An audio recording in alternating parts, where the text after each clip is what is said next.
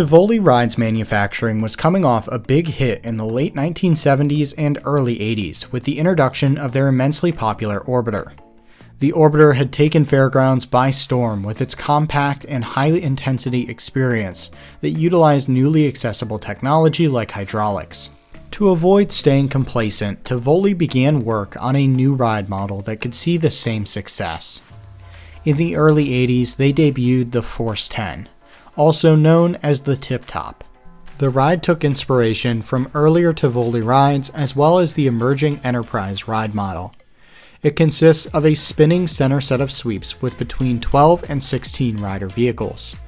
Each rider vehicle features a shared overhead lap bar and is mounted below the sweeps on its own arm that can free swing inwards and out.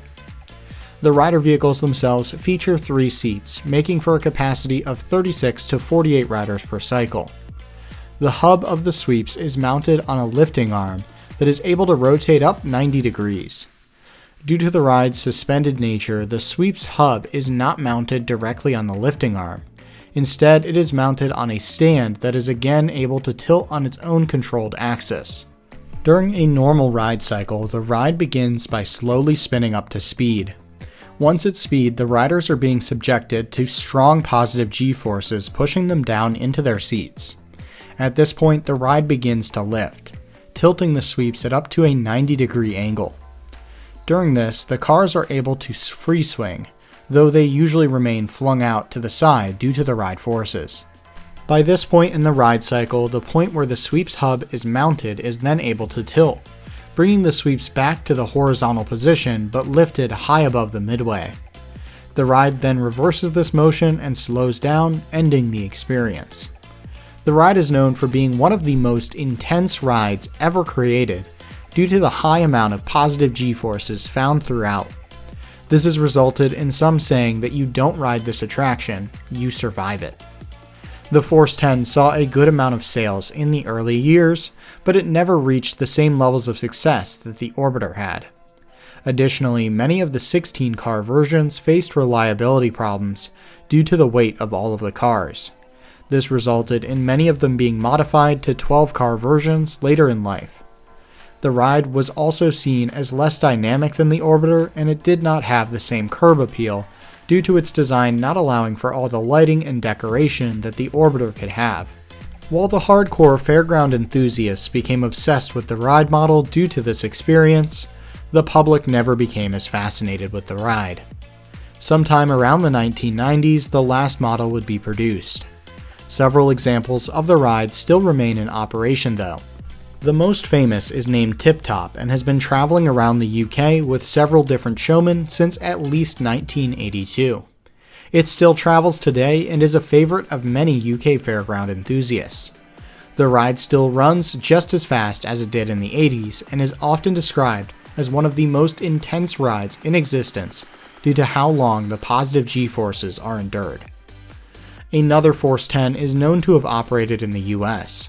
The ride most recently featured a yellow paint scheme and was last owned by Blue Sky Amusements. In 2017, the ride was sold to an unknown Canadian showman. As of 2019, it was still operating with these yellow colors, but not much more is known about this ride or when it first made its way to North America.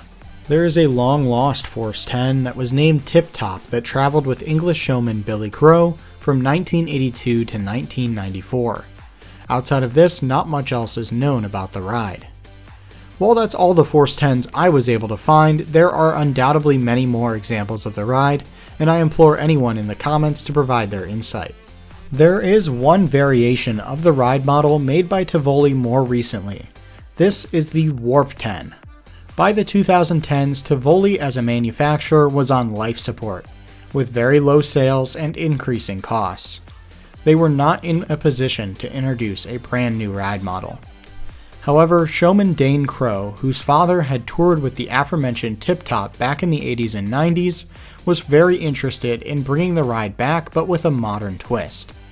He worked with Tivoli to develop the Warp 10, a modern take on the ride with suspended seats. The ride would feature many of the staples found on the Force 10, such as the lifting arm and pivoting sweep hub. The seats would be similar to the Force 10 in that they can seat 3 riders. The ride was only made with 12 sweeps. To make the ride more appealing, the Warp 10 spins slightly faster, resulting in an even more intense experience. The ride took over 4 years to develop and prototype, and had its first riders in 2016. However, the ride would need some adjustments and would not open to the public until spring of 2017. Only one ride was ever produced, and Tivoli has since fully ceased operations, closing the possibility of another Warp 10 being produced. Accordingly, the Dane Crow example is the only operating ride of this type. This ride travels under the name Exciter and is well sought after by UK fairground enthusiasts. That is all the information I was able to find on the Tivoli Force 10 and Warp 10. If something was missed or incorrect, feel free to leave a correction in the comments below. Have you had a chance to ride one of these attractions? If so, did the intensity live up to your expectations? As always, if you'd like to watch all 20 episodes of Flat Ride Friday Season 3 without having to wait, you can become a channel member and start enjoying them all right now. If not, no worries though, as the next episode will be out next week. As always, thanks for watching, and we'll see you next week.